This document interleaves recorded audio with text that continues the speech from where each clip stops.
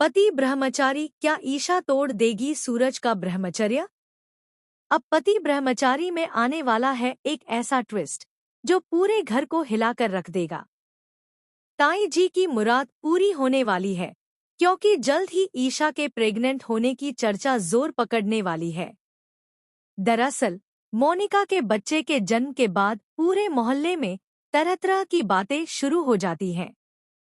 हर तरफ ईशा और सूरज को लेकर कानाफूसी होने लगती है।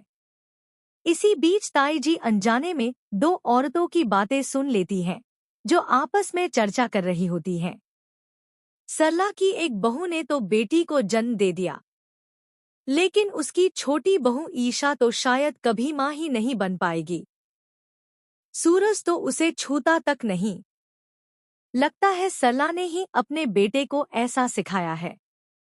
इन शब्दों का तीर ताई जी के दिल में गहराई तक चुभ जाता है। समाज की बातें और ताने वह किसी भी हाल में सहन नहीं कर पाती। गुस्से और अपमान से आहत होकर ताई जी नई साड़ी, गहने और पूरा श्रृंगार का सामान लेकर सीधे ईशा के कमरे में पहुंच जाती हैं। सख्त लहजे में ताई जी ईशा से कहती हैं, तुझे मां बनना ही होगा। एक औरत का जीवन तभी सफल माना जाता है जब वह संतान को जन्म दे। इतना ही नहीं, ताई जी साफ साफ कह देती हैं, यह तेरा धर्म है कि तू अपने पति का ब्रह्मचर्य तोड़े।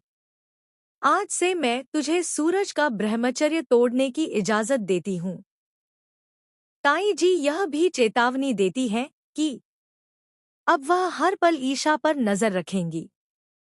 लेकिन दोस्तों, इसी दौरान सूरज दरवाजे के पीछे खड़ा होकर ताई जी और ईशा के बीच हुई पूरी बातचीत सुन लेता है। दूसरी ओर ईशा साड़ी पहनकर सजीजी हालत में कमरे में सूरज का बेसब्री से इंतजार कर रही होती है। लेकिन सूरज जानबूझकर कमरे में आने से बचता रहता है, क्योंकि उसे ईशा के इरादों का अंदाजा लग चुका होता है। ताई जी की कड़ी डांट के बाद सूरज मजबूरी में कमरे में जाने को तैयार हो जाता है।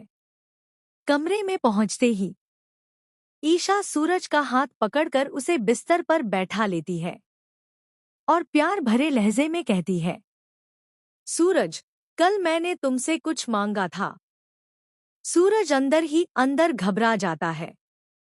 उसका चेहरा उतर जाता है, फिर भी हिम्मत जुटाकर पूछता है, हाँ बताइए, क्या चाहिए आपको?